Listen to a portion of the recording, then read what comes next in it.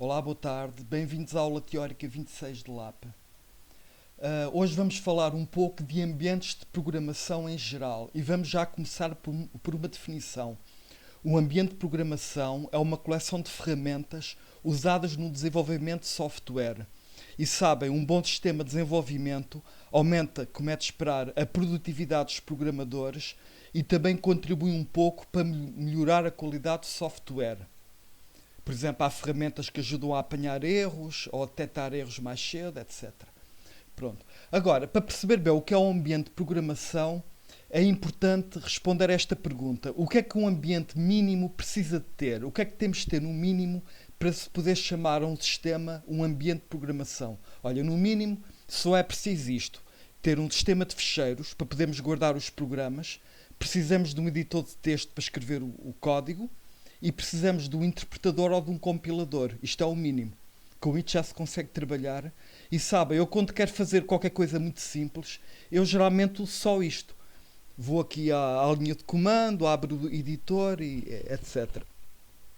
Agora, um ambiente sofisticado é tipicamente constituído, para além do que eu disse, ainda por várias ferramentas que ajudam o programador. Por exemplo, geradores de documentação, um framework para testes unitários, coisas dessas. E além disso, convém que estas várias ferramentas estejam bem integradas umas com as outras. Por exemplo, o output de uma ferramenta possa entrar noutra, etc. E também num bom ambiente de programação moderno, convém oferecer ao utilizador duas interfaces, uma gráfica e outra baseada em linha de comando. É porque, sabem, há determinado tipo de automatizações que podemos querer fazer que não dá para fazer na interface gráfica. Pronto, só ao nível da linha de comando. E portanto... Agora, exemplos. Vamos começar pelo ambiente de desenvolvimento do JDK para Java. Ok? Sabem, quando se instala o JDK no nosso computador, são instaladas para aí umas 50 ferramentas, é uma quantidade incrível. Estão aqui apenas algumas delas, pronto, mas há muitas ferramentas ou tools que são instaladas. E claro, há uma que permite compilar, outra executar, o gerador de documentação. Já agora um pequeno exemplo. Eu tenho aqui já um programinha em Java mínimo, é o famoso... Acho que eu tenho ali coisa mais. O famoso Hello World. E vou compilá-lo. Javac main. Pronto. Estão a ver? Ele gerou um ficheiro .classe e agora posso executar. Java. Só se dá o nome da classe. E lá está. O programa correu. Agora, posso fazer muitas outras coisas. Por exemplo, posso gerar documentação. Claro que aquele meu programa acho que não tem comentários para o Javadoc. Mas pronto, nada me impede, apesar de tudo, de gerar documentação vazia. Pronto, ele gerou aqui uma quantidade enorme de lixo que eu vou apagar agora. HTML. Remove. Pronto, isto. Ok, agora vamos ver aqui coisas engraçadinhas. Olha, por exemplo, há um disassembler. Estou a dizer isto agora por curiosidade. O JavaP é um programa que pega numa classe já compilada e mostra o que está lá dentro. Por exemplo, ele aqui está a mostrar apenas a informação, ou melhor, as classes e os métodos que estão nas classes. Mas se eu se chamar com a opção "-c", ele até mostra o código da JVM. Estão a ver? Isto é bem interessante. Estão a ver aqui as instruções da JVM. Por exemplo, o método main tem 4 instruções, certo? E isto é o código de inicialização, quando se cria a classe. Pronto. Mais coisas engraçadas que se podem fazer. Eu estou agora a mostrar coisas obscuras, mas é para tornar isto interessante. Imagina que eu vou meter aqui um método nativo. Sabem, é porque o código Java pode chamar código C.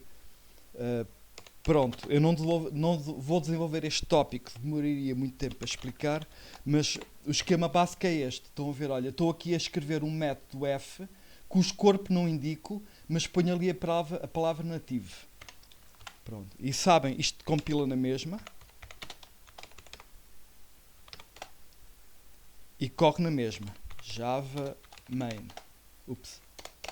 Correu na mesma. Agora, como é que eu faço para escrever o código C que corresponde àquele método? É para isso que se usa esta outra ferramenta, JavaH. Querem ver? Eu aplico isto ao Java. Enganei-me. Por acaso isto aplica-se à classe. Pronto. E ele gerou este ficheiro.h. Estão a ver? Portanto, eu agora precisava de criar um ficheiro main.c ou C++, C++, pronto. E está aqui o cabeçalho da função C que eu preciso de definir. Há aqui uma série de macros que tornam isto um pouco obscuro, mas dá para ver, olha, o método chamava Cef, lembram-se? Portanto, olha, do lado do C, o método tem a função tem este nome, Java main, que é o nome da classe, sublinhado F. Ele tinha um argumento inteiro, cá está o argumento inteiro, é um inteiro Java. Isto é o diz do método. Epá, isto é um apontador para um bloco de dados que é da máquina abstrata. Porque basicamente, e reparem, fazemos include disto. Isto quer dizer Java Native Interface. Há aqui uma quantidade enorme de tipos de dados, que são os tipos de dados que a JVM usa internamente, e agora toda essa representação de dados está disponível para nós. E também vários tipos de dados. Pronto. E agora, pronto, tem que seguir uma série de convenções e aprender a escrever código nativo em Java dá um bocado de trabalho. É uma coisa para demorar uma semana. A documentação tem para aí 200 ou 300 páginas. Mas pronto, mas aprende-se bem. Quem estiver mesmo interessado por algum motivo em fazer um programa misto, metade Java, metade C, vale a pena. Agora, ferramentas do OCaml. Pronto, quando se instala o sistema de desenvolvimento do OCaml na nossa máquina, ele instala uma quantidade de ferramentas grande. Eu aqui pus a lista completa ou quase completa, ao contrário do Java, que só mostrei alguns. Mas vale a pena aqui referir... Ok, temos aqui o interpretador que costumamos usar. Temos dois compiladores, o OCaml-C e o OCaml-OPT. O OCaml Run permite, implementa a máquina abstrata do OCaml, que executa os programas gerados pelo OCaml-C. Pronto. Nós, quando mandamos correr um programa compilado pelo OCaml-C, podemos chamar isto explicitamente, mas geralmente não fazemos. Porque o próprio sistema operativo faz isso nos bastidores. Mas olha, há aqui uma certa... Olha, também existe um OCaml Doc, também é um gerador de documentação. E daqui eu chamo a atenção aqui para um profiler. Olha, este profiler é interessante. Nós aplicamos eu não vou exemplificar, mas aplicamos o profiler a um programa, OCaml normal. Pronto, ele gera um programa novo, que é um programa parecido com o original, mas equipado com mais algum código suplementar lá dentro. E agora, se eu correr o novo programa, o que é que vai acontecer? Bem, o programa vai correr normalmente, como o programa original. Simplesmente vai haver uma recolha vai ser contado o número de vezes que cada função é chamada e o tempo que se demora dentro de cada função. Porque depois, no final da execução, é apresentada uma tabela que diz que quantas vezes foi chamada cada função e o tempo gasto dentro de cada função. É que sabem, agora eu posso usar essa informação para otimizar código. É uma regra conhecida daquelas clássicas da programação. Costuma-se dizer que num programa o programa demora 99% do tempo a correr 10% do código. E, portanto, convém descobrir aqueles 10% do código que vale a pena realmente otimizar. Pronto, e um profiler ajuda muito, muito nisso.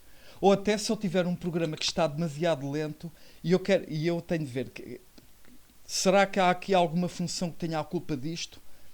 Pronto, uso o profiler e descubro a função culpada, porventura, ou funções que depois vou tentar otimizar usando uma estrutura de dados diferente, qualquer coisa do género. Pronto, há aqui muito mais coisas. Há aqui até um gerador de reconhecedores lexicais que aceita expressões regulares, um gerador de reconhecedores sintáticos que recebe uma gramática LALR1, portanto, coisas de TC, teoria da computação, são suportadas aqui. Portanto, há ferramentas que ajudam a fazer, digamos, novos compiladores para novas linguagens. É o que está aqui. Pronto, eu comecei pelo Java e pelo OCaml, mas agora vou falar um bocadinho do Unix, em geral. É que sabem, o Unix é um sistema operativo, como todos sabem, mas também é considerado um sistema de desenvolvimento e manutenção de software, e é um sistema muito popular.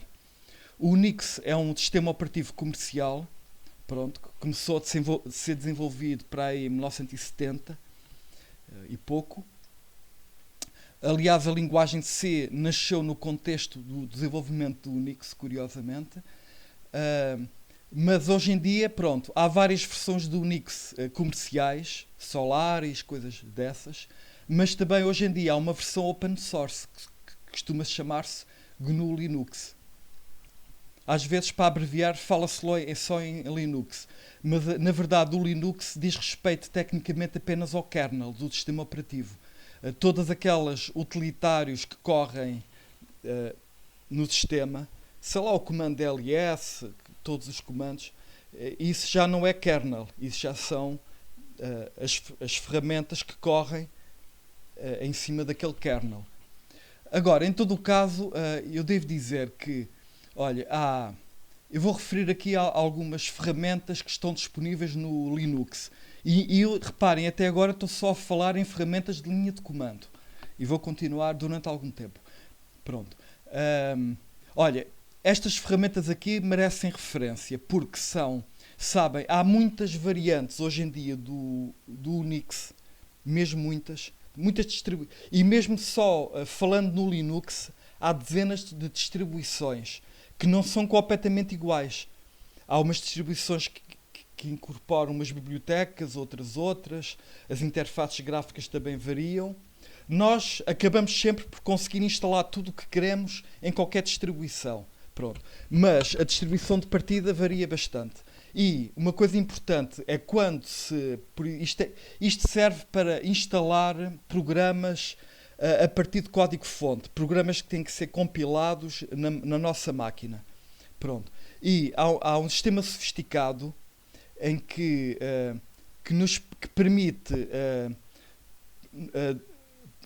portanto, quando queremos compilar o programa na nossa máquina, primeiro, aliás, a primeira coisa que se faz quando eu quero instalar um pacote de software usando código-fonte, tipicamente o primeiro comando que se corre, depois de fazer cd para dentro da diretoria do código, é configure.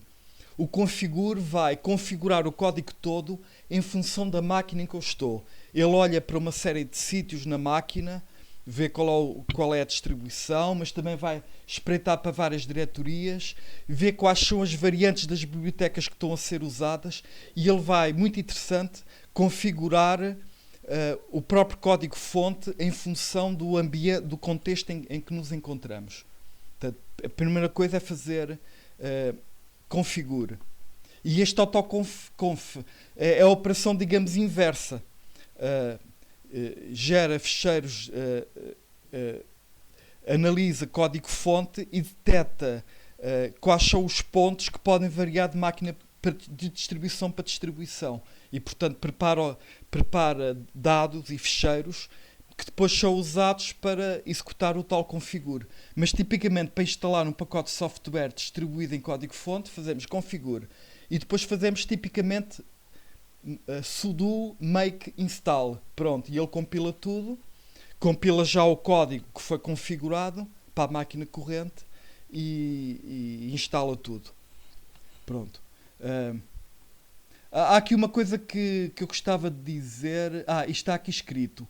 É que estas ferramentas muito úteis do Linux, infelizmente, nasceram de forma caótica. Começaram por ser umas ferramentas muito modestas, depois meteu-se mais uma feature, depois outra, mais uma funcionalidade, tira uma coisa, tira outra, e acabaram por ser...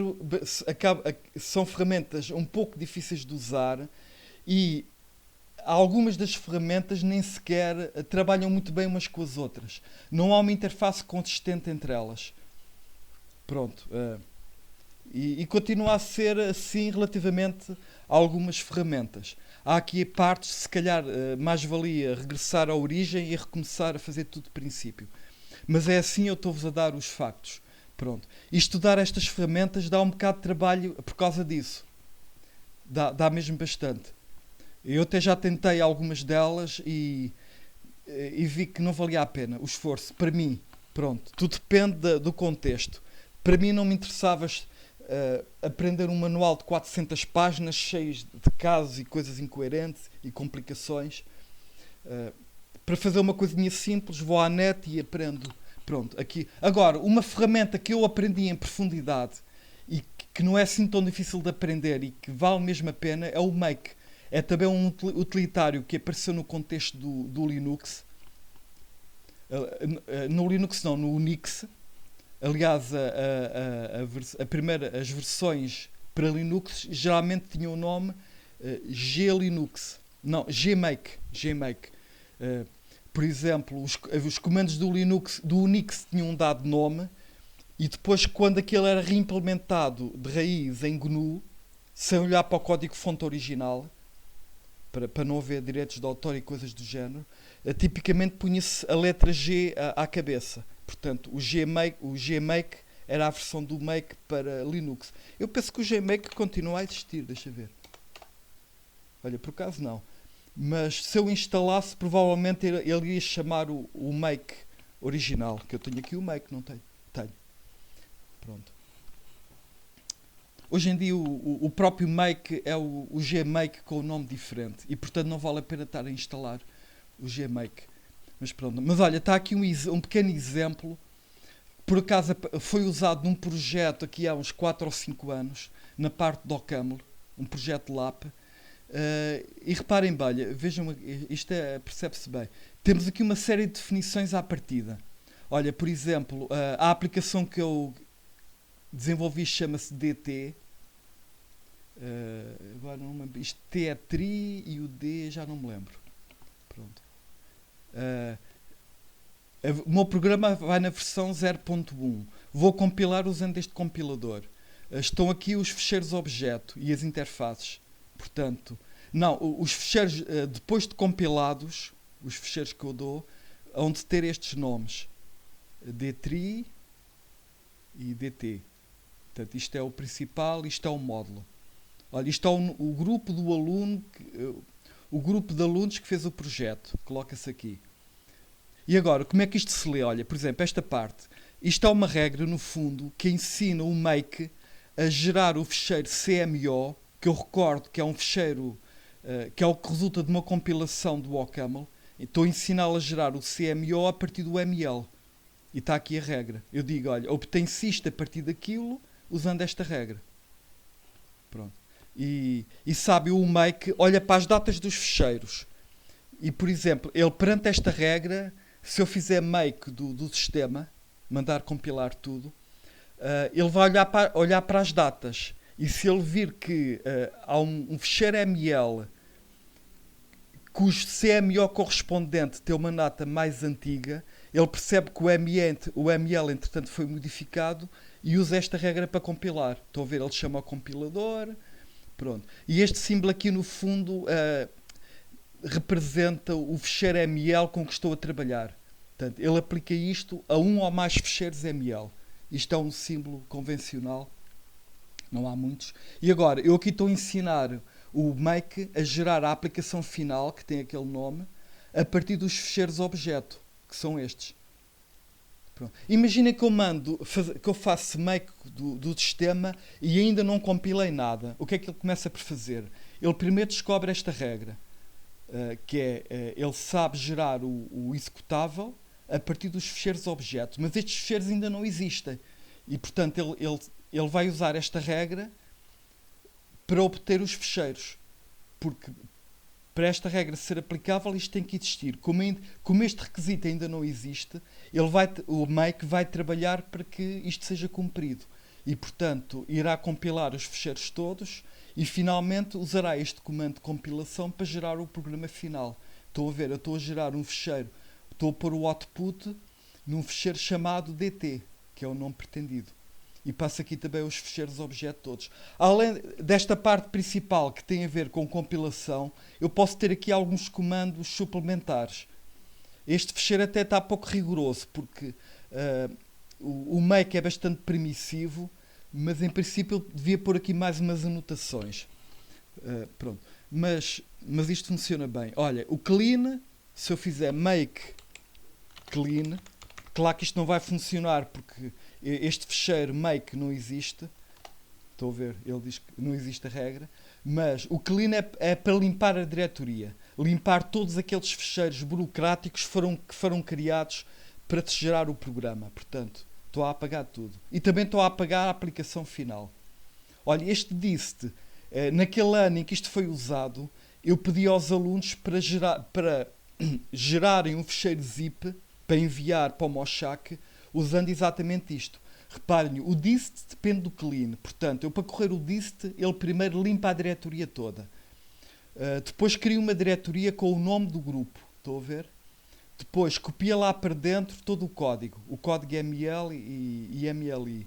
Depois faz o zip de tudo. E portanto gera um ficheiro zip que está aqui. E finalmente remove a diretoria auxiliar, que foi usada só para o zip. E está aqui uma pequena sessão de trabalho que até se podia ver. Olha, a diretoria tem os ficheiros do programa OCaml e tem um ficheiro chamado makefile, com M grande. E agora reparem, se eu der comandos, onde é que estou aqui comandos? Make, pronto, eu não tenho que indicar o nome makefile, ele presume que as regras estão num ficheiro com este nome. E pronto, olha, aqui estou à mão a mandar criar este ficheiro, ele usa esta regra. Isto é um exemplo académico. Geralmente nós não fazemos isto. Geralmente fazemos ao make global, que compila tudo. Ele faz o make da primeira regra e gera tudo. Mas se eu fizer make de um ficheiro individual, pronto, ele descobre a regra adequada e neste caso usou esta regra. Estão a ver? E ele mostra os comandos que está a usar. Até para nós confirmarmos se está tudo bem.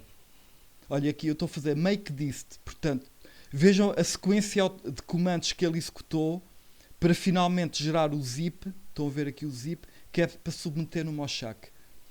Pronto. Portanto, isto permite automatizar as coisas. Aquele tipo de tarefas, fazer à mão, isto, aquilo e aquilo outro. Eu descrevo as regras e de vez em quando mando o sistema recompilar o sistema. Ele olha para as datas dos ficheiros e manda recompilar apenas aquilo que é preciso. Porque o que estiver ainda atualizado não precisa de ser mudado. E depois há este tipo de regras suplementares que também ajudam a automatizar tarefas repetitivas. Portanto, eu conheço muito bem o Makefile, isto já me deu muito jeito em várias situações. Das várias ferramentas que nasceram no Unix, esta recomendo a 100%. Olha, uma outra ferramenta, eu não gosto muito de usar debuggers. Eu quando tenho um programa com um erro que está a acontecer e eu não consigo explicar o erro, um erro de execução, eu costumo pôr umas mensagens de erro pelo meio e isto já me satisfaz bastante. Pronto. Mas quem quiser ir um pouco mais longe pode usar um debugger. E o GDB, que é o debugger do GNU, Linux, pronto, em algumas situações pode dar bastante jeito. Querem ver aqui um exemplo? Olha, eu vou criar um programa em C que tem um erro metido de propósito. Um ficheiro qqpq.c. Vou-lhe meter este código. Este programa está a fazer um disparate porque ele tem aqui um array de 128 bytes e está a escrever nesse array, vai por aí fora, começa a preencher o array com a letra A sempre, só que em vez de parar no byte 127 e pôr a marca de fim a seguir, no byte 128, não, continua por aí fora a escrever zeros pela memória fora. Portanto, é provável que às tantas ele saia do segmento de memória que o sistema operativo reservou para correr este programa e haja um segmentation fault. Se não tivermos um segmentation fault, vamos de conseguir. É uma questão de aumentar o tamanho disto. Então eu vou compilar gcc Olha, para ganhar tempo vou compilar da maneira básica. É só assim. Ele gera um fecheiro A.alt. Quando eu não digo o nome, é este o nome que ele gera. Olha, estou a ver, mandei correr o programa e deu A.alt. Ok, em rigor, vocês em geral têm que pôr ali aquele pontinho. Eu não tive de pôr porque eu gosto de pôr o pontinho no pass. Costuma-se recomendar para não se pôr, mas eu ponho sempre. Não gosto de estar sempre a escrever isto. Ok. Imagina que eu não faço a mínima ideia onde é que o estouro aconteceu. Por acaso aqui é fácil de perceber. Pronto. Eu vou só ensinar talvez o comando mais útil do GDB. Ok. Eu vou correr o GDB com... Pronto. A.alt. Pronto. Estou dentro do GDB. Há uma série de comandos que eu posso usar. Onde é que dá para ver? Talvez com help, não sei. Pronto, estou a ver. Há aqui, aliás, categorias de comandos. Os comandos nunca mais acabam. Mas eu vou fazer simplesmente run. Vou correr o programa. E estou a ver. Acabei por apanhar ter o mesmo erro. Tenho mais informação. E agora aqui é que está aquilo que eu quero ensinar. Há um comando BT, ou backtrace. O nome completo dele é aquele. Que estão a ver, olha, mostra a sequência de chamadas que conduziu, ou pelo menos mostra a pilha de execução. O main chamou a função G, onde é que está o G por sua vez chamou o F, e dentro do F foi onde o erro aconteceu. Pronto, isto pode ser muito útil num programa grande, como deve imaginar. Pronto, agora, há muitas situações em que também não é útil, porque o que eu obtive foi o sítio onde o estouro acabou. E em C é muito fácil acontecer uma coisa, que é, eu chamo uma função, ela estraga a memória, e portanto, o erro está mesmo nessa função, pronto, mas depois a função termina, o programa continua a correr, e o estouro vai acontecer noutra função que não tem nada a ver com o erro. E a nossa tendência é para olhar para a função onde o erro aconteceu. Pronto. Isto aí só com o Valgrind. O Valgrind garante que está sempre. Lembram-se aquela ferramenta nas aulas sobre C. Houve uma aula em que foi referida à ferramenta Valgrind. Ela, ao menos, consegue garantir que no momento em que há um erro de acesso à memória, o erro é imediatamente assinalado. Aqui tivemos a sorte de, no momento em que aconteceu o erro, no sítio, foi aí que o programa estourou. Mas, portanto, este é um comando do GDB que vale a pena conhecer de cor. Portanto, compila-se o programa, entra-se no GDB com o executável, assim, e corre-se o programa, espera-se pelo estouro e faz backtrace. Pronto. E ele mostra a pilha de execução no momento. Isto é melhor do que nada. Pronto, olha, mais uma ferramenta que nasceu no contexto do Unix, e esta é extraordinariamente importante. É o CVS. Como o nome diz, vejam o que o nome diz, é Concurrent Versions System. Isto é um sistema que ajuda a desenvolver projetos de software, porventura complexos. Ele permite fazer controle de versões, portanto, eu posso ir melhorando o código e, por exemplo, imagina que tenho o programa a funcionar agora, hoje. Continuo a desenvolver o código e de repente o programa está a estourar e eu já não faço a mínima ideia porquê. E eu penso, era tão bom se eu pudesse voltar àquele momento, no dia tal, em que estava tudo a funcionar bem. E recomeçar a partir desse ponto. Pronto, se eu estiver a usar o CVS, posso fazer isso exatamente. Ele vai registando as alterações, a hora e o minuto de cada alteração, e dá para regressar, por exemplo, ao passado. Pronto. E até, por exemplo, desenvolver várias ramificações. Olha, eu agora vou especular e vou desenvolver dois ramos do código, coisas dessas. Portanto, isso tem a ver com as versões.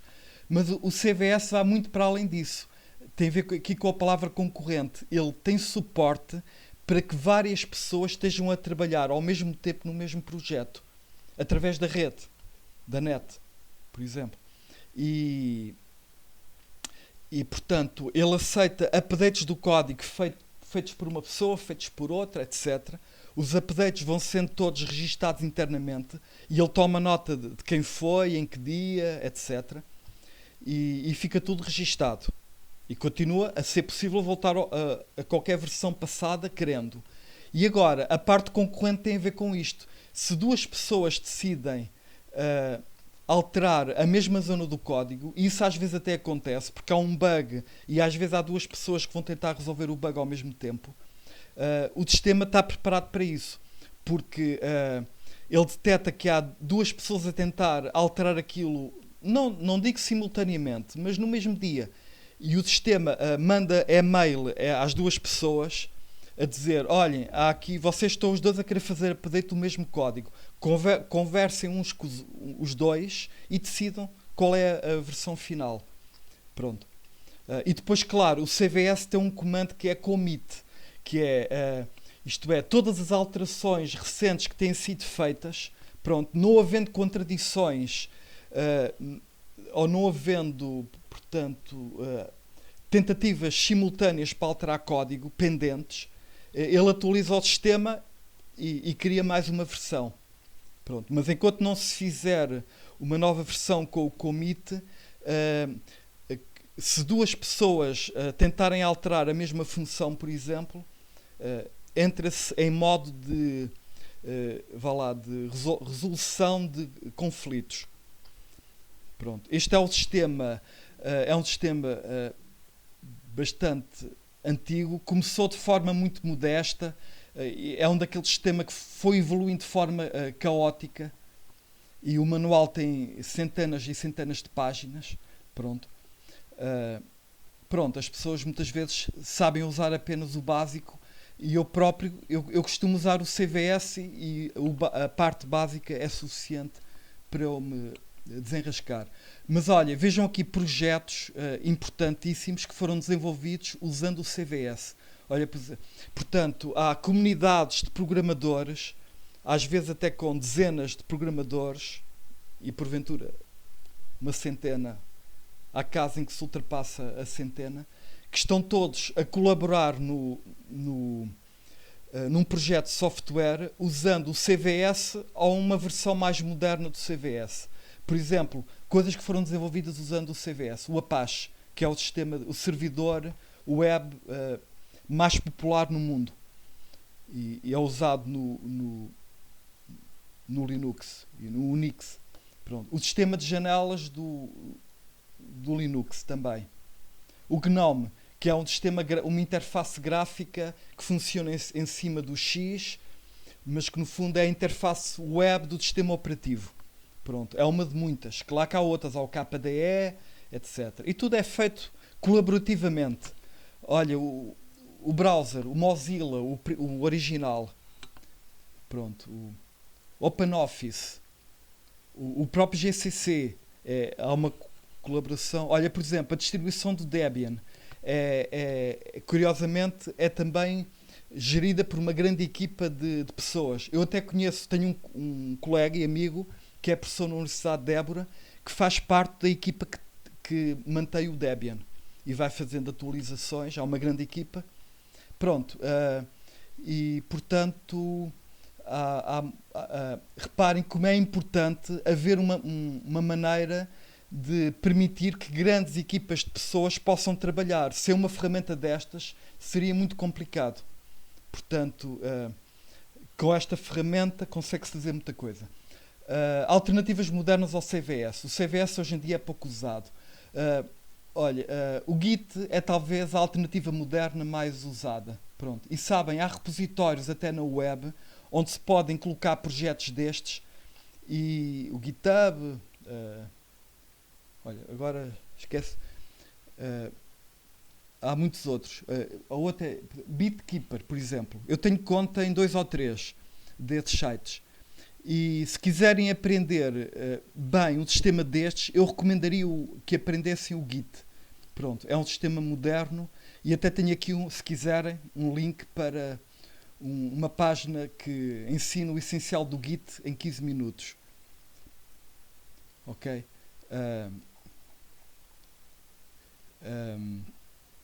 E pronto. E reparem, portanto, eu tive agora algum tempo a falar de ferramentas que foram criadas no contexto do Unix ou da versão open source do Unix, que se chama GNU Linux.